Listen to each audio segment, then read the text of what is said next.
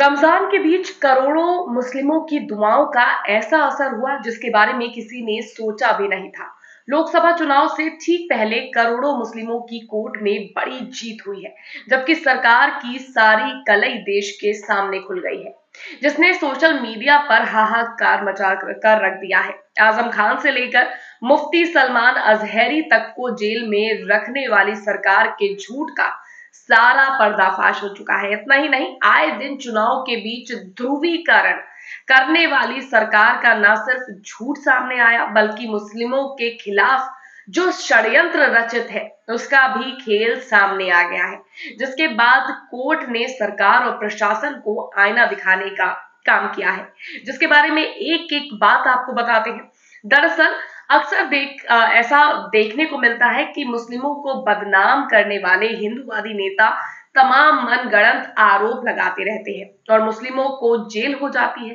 कई सालों तक उनका केस चलता रहता है, लेकिन जब फैसला आता है तो सब बेकसूर साबित होते हैं। कुछ ऐसा ही हुआ है एक और केस में, जहां बीजेपी सरकार में मुस्लिमों पर पाकिस्तान जिंदाबाद नारा लगाने पर जेल भेज दिया गया था। करीब 6 साल जेल में बिताने के बाद अब कोर्ट का फैसला आया है, जिसमें मुस्लिमों पर लगे सभी आरोप बेबुनियाद साबित हुए हैं, जिसके बाद चारों ओर सरकार की तू-तू हो रही है, जिसके बारे में जानकर आप भी हैरान हो जाएंगे। यानी कि सोचिए कि एक इंसान की जिंदगी के साथ ये लोग किस कदर खिलवाड़ करते हैं। बिना सबूतों के अभाव में उन्हें जेल भेज दिया जाता है। मीडिया रिपोर्ट्स की माने तो जब कभी ऐसी खबरें आती हैं कि भारत में किसी मुस्लिम नौजवान या समूह ने पाकिस्तान जिंदाबाद के नारे लगाए हैं, तो इन आरोपों की जांच के पहले ही ऐसा मान लिया जाता है कि आरोपी मुसलमान है, तो उसने ये नारे लगाए ही होंगे। लेकिन हर बार ये सच नहीं होता है। अब ये नारा लगाने का आरोप किसी मुस्लिम शख्स या समूह को निशाना बनाने, उसे प्रताड़ित करने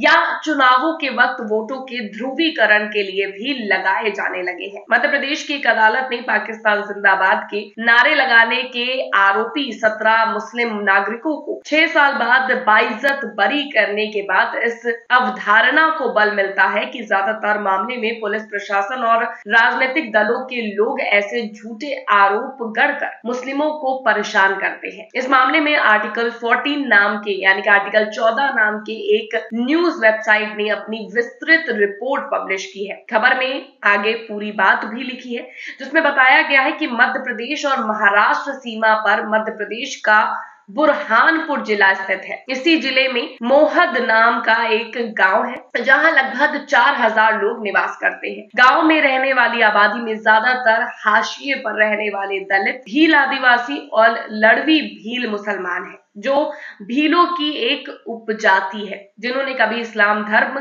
अपना लिया था। गांव की ज्यादातर आबादी सीमांत किसान या दिहाड़ी मजदूर है। 2017 के 18 जून को भारत और पाकिस्तान के बीच होने वाले क्रिकेट मैच में भारत की हार इस गांव के 17 लोगों के लिए भी बेहद मनहूस साबित हुई। बस उस दिन के बाद से उनका आने वाला 6 साल कोर्ट कचहरी और जेल के चक्कर काटते हुए गुजर गया। उनमें से एक की मौत तक हो गई। आर्टिकल 14 के मुताबिक इस गांव के 17 लोगों पर इल्जाम लगाया गया था कि 18 जून 2017 को लंदन के ओवल स्टेडियम में खेले जा रहे चैंपियन ट्रॉफी के फाइनल मैच में पाकिस्तान से भारत की हार के बाद इन लोगों ने पाकिस्तान जिंदाबाद के नारे लगाए थे। भारत की हार पर खुशी में मिठाइयां बांटी थी, पटाखे छोड़े थे और जश्न मनाया था। ये अफवाह पूरे गांव और उसके आसपास के इलाकों में फैल गई थी। गांव के कुछ लोगों की शिकायत पर पुलिस ने 17 मुस्लिमों के खिलाफ राजद्रोह और आपराधिक साजिश का मामला दर्ज किया, अफवाह के तहत। लेकिन बाद में जब पुलिस को राजद्रोह का मामला बनाना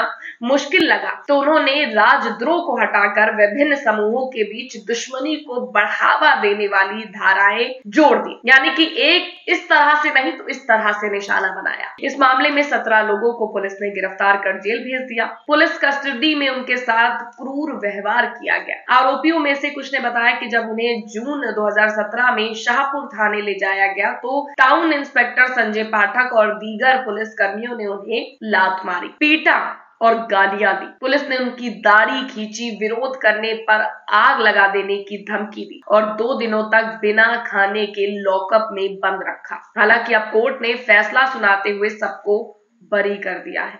यानी कि जब कोर्ट में फैसला पहुंचा तो सबको बरी कर दिया गया।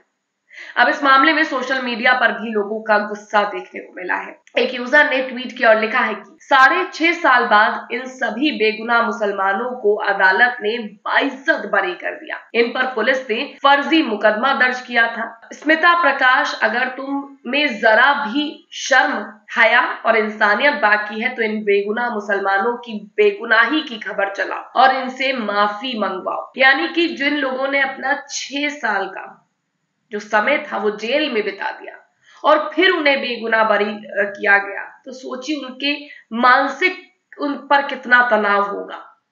एक और यूजर ने ट्वीट करते हुए लिखा है कि इसके पहले भी सैकड़ों ऐसी खबरें सबने देखी जिसमें 20 साल 22 साल बाद बेगुनाह साबित हो रिहा हुए। कोरोना काल से लेकर जुलूस के ऊपर थूकने जैसी अनेकों बातें झूठी निकली, सभी बेगुनाह हो रिहा हुए। इस प्रकार के उत्पीड़न पर रोक तभी लगेगी जब इन जांचकर्ताओं पर कार्रवाई कर न्यायालय सजा देगी। एक और यूजर ने ट्वीट करते हुए लिखा है कि जिस पुलिस ने इन पर फर्जी मुकदमा दर्ज किया था उसको बर्खास्त किया जाए और 6 साल जेल में डाला जाए, तब पता चलेगा जुल्म क्या है। यानी कि जब उन्हें भी पता चलेगा कि बिना कोई जुर्म करे उन्हें जेल हो जाए और 6 साल की अपनी जिंदगी उन्हें जेल की सलाखों के पीछे काटनी पड़े, तब उन्हें पता चलेगा कि आखिर जेल है क्या। एक और यूजर ने ट्वीट किया और लिखा है कि 19 बेगुनाह मुसलमानों को तकरीबन 6.5 साल लग गए ये साबित करने में कि उन्होंने पाकिस्तान जिंदाबाद का नारा नहीं लगाया। जून 2017 में मध्य प्रदेश के जिला बुरहानपुर के सुभाष कोली नामक व्यक्ति की शिकायत पर पुलिस ने 19 मुसलमानों को 2 नाबालिग पर देशद्रोह का एफआईआर दर्ज की थी। यानी कि आप समझ रहे हैं, जो लोग नफरती भाषण देते फिर रहे हैं उन पर कोई देशद्रोह, उन पर कोई कार्रवाई सामाजिक सौहार्द बिगाड़ने वाली कुछ नहीं होती, लेकिन यहाँ बेगुनाहों को 6 साल की सजा हो जाती है। बीजेपी सरकार का सच आपके सामने है। इस पर आपकी क्या राय है कमेंट करके जरूर बताइएगा, क्योंकि हमें भी पता चले कि आप क्या सोच रखते हैं। जैसे इन बेगुनाहों को जेल में ठूस दिया जाता है, इनकी कोई गलती ना होने पर भी इन्हें अपनी सच्चाई साबित करनी पड़ती है और उस सच्चाई को साबित करते करते 6 साल का वक्त बीत जाता है। सोचिए उन नाबालिगों पर भी क्या बीती होगी जो इसमें फंस गए थे। यानी कि एक अफवाह फैली और उस अफवाह को मद्देनजर रखते हुए पुलिस ने राजद्रोह का केस लगा दिया। जब वो ना लगा पाए तो सामाजिक सौहार्द बिगाड़ने के या माहौल बिगाड़ने के या एक समुदाय को टारगेट करने का आरोप लगाते हुए इन्हें जेल में ठूस दिया जाता है। ये नफरत कब तक पनपती रहेगी और इस नफरत के आधार पर कितने लोग इसी तरह सूली चढ़ते रहेंगे। आपकी क्या राय है जरूर बताइएगा। वीडियो को लाइक और शेयर करना मत भूलिएगा। शेयर जरूर करें ताकि सच हर कोई जान सके कि बीजेपी राज में क्या कुछ मुस्लिमों संग हो सकता है।